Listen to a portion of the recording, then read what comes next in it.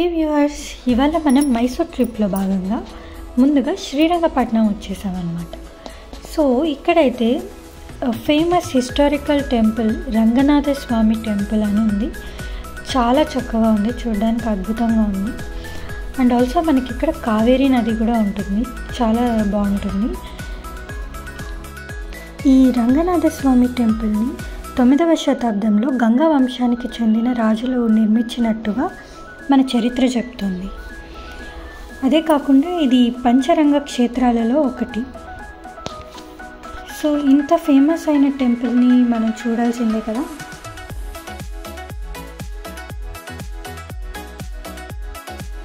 అలానే ఈ ఊర్లో కట్టడాలను కనుక గమనించినట్టయితే అన్నీ చాలా పాతగా, పెంకుటిల్లు ఇలాంటివి ఎక్కువగా ఉన్నాయి. చూడడానికి చాలా చక్కగా ఉన్నాయి.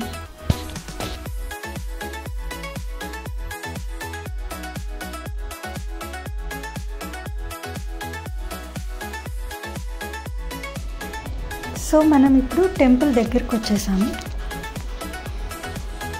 అక్కడ మనకు కనిపిస్తుంది కదా, అదే మన రంగనాథ స్వామి టెంపుల్.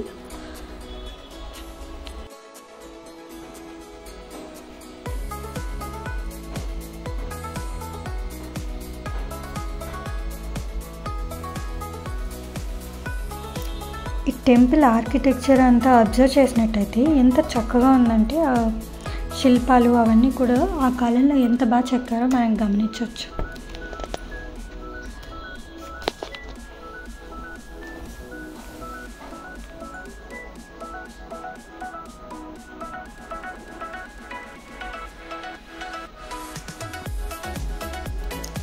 ఇంకా లోపల ఉన్న రంగనాథ స్వామి గురించి చెప్పాలంటే, ఆదిశేషు మీద పడుకొని చాలా చక్కగా ఉంటుంది విగ్రహం కూడా. చూస్తుంటే అలా చూస్తూ ఉండిపోవాలనిపిస్తుంది, అంత చక్కగా ఉంటుంది రంగనాథ స్వామి విగ్రహం. మీరు కన్నా ఒకవేళ మైసూర్ ట్రిప్ ప్లాన్ చేసుకుంటే I think you have to check list this place.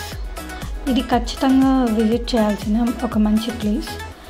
And you will also like the Kaveri నది. చాలా అంటే చాలా బాగుంటుంది. ద వాటర్ ఫ్లోయింగ్ దేర్ ఎంత ఫ్రెష్గా ఉంటుందంటే అంత ఫ్రెష్గా ఉంటుంది వాటర్ కూడా.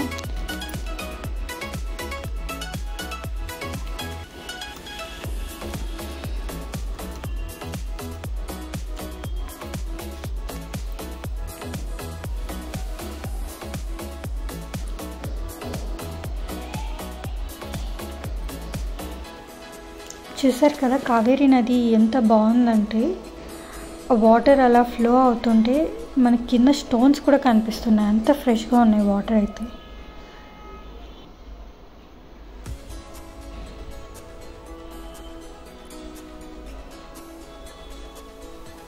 సో ఫైనలీ మేము ఇంకా రిటర్న్ అవుతుండగా ఇక్కడ దారిలో వినాయకుడి నిమజ్జనం జరుగుతుంది. అది కూడా చాలా చక్కగా ఉంది. రకరకాల బొమ్మలన్నీ పెట్టారు అండ్ దేవుడి ఊరేగింపు అంతా చాలా బాగుంది. సో మనం పార్ట్ 1లో శ్రీరంగపట్నంలోని రంగనాథ స్వామి టెంపుల్ చూసాం కదా. మరి మన మైసూర్ ట్రిప్లో భాగంగా నెక్స్ట్ ఎక్కడ వెళ్తున్నామో తెలుసుకోవడానికి పార్ట్ 2 వీడియోని చెక్ చేయండి. Thank you. Like, share and subscribe to our channel Mounika Lakshmi.